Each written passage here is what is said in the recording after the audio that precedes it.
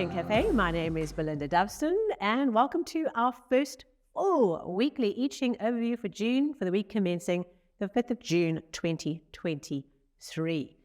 Well, last week we had Hexagram 25, innocence, working with the unexpected, disentangling, freeing ourselves up from the complexity and all the string that ties us up and prevents us from acting spontaneously when the time comes. We were encouraged to put in the effort to prepare the field without expecting a return straight away. And of course, we heard Hexagram 6, conflict, coming to bring us an awareness of where there is an issue, where there's an underlying conflict that needs to be resolved and worked through. So for you, what conflict did you come across, okay, internally or externally? Were you able to diffuse it, all right? Finding a way of creating harmony where there was disharmony with another, finding a new way to resolve a disagreement. And of course, where did the unexpected manifest? Where did the disentangling help to free you up to act when the time was ready? Okay, so let's get into this week. All right, we have a locked hexagram. We seem to be having a flurry of those for our weeklies. So we have a locked hexagram, which means there are no changing lines, no change flourishes and pops to add to it. There's one hexagram for this week, only one thing that we're being asked to pay attention to as we double down, okay, on this energy. That's what I always think of when we get a locked hexagram for a weekly or a monthly. It's like a double down, focus, focus, focus, focus, focus, extra focus on this issue. And this week is hexagram 18, work on what has been spoiled. Oh, okay. This hexagram is all about repairing the chaos, putting order back into a situation of chaos, fixing things, making them right.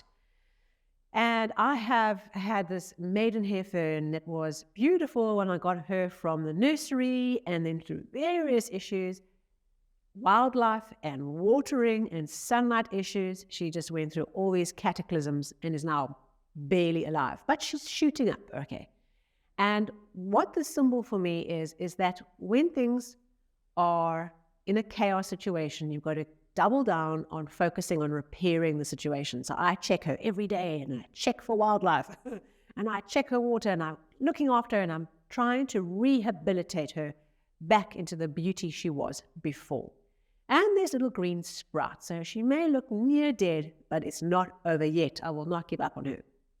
And this is a way of understanding an area of our life or our business where care and effort is needed. Something has unraveled. Something has become too chaotic. We have let things go. And gardening as a whole is a wonderful way of understanding this hexagram. If we leave a garden, okay, a beautiful manicured garden, okay, if that's the kind of garden you like, okay, wild gardens are also cool. But if you take a manicured garden and you just leave it, you know what's going to happen. Weeds and wildlife, okay.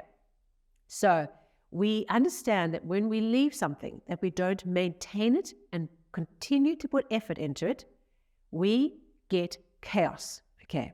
Wherever there's neglect, we see the chaos. We see the repercussions of the chaos and the neglect.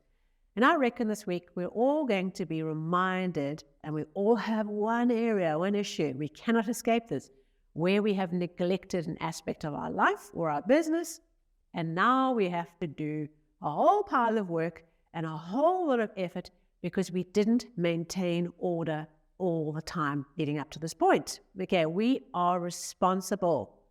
Okay, and that's what we need to take responsibility. So that might hurt a bit this week. We might look at an issue and we're like, oh, I've got to do all this paperwork, or oh, my taxes are behind, oh, my accounting's behind, oh, my filing's behind, oh, life management, okay, or admin in a business, or updating your customer contact system. Okay, these are all types of examples, mundane, of areas where we've let things go. Okay. Where have we let ourselves go in other areas, in our physical lives, in our bodies, our sleep, our habits, whatever it is, okay? Have we let ourselves go in the order in our home, in our routine, if things got really chaotic and kind of things just fallen apart and we have to backtrack a bit and do a little bit of repair and renewal, okay? That's what this is all about. Transforming chaos back into order. And so, yes, it is a week of work. Okay, we started June with a symbolism of the plant, okay, pushing upwards. Okay, if you haven't yet watched the monthly, go and check it out. Pushing upwards, making rapid progress, the plant growing. Here we've got the plant dying, we're having to rehabilitate it, or the garden going to seed, all right, and having to sweat in the summer sun as we pull out those weeds, we get things in order, we put energy and things back into the soil, and we nurture and we put in the effort this week. We have got to get some aspect of our life under control.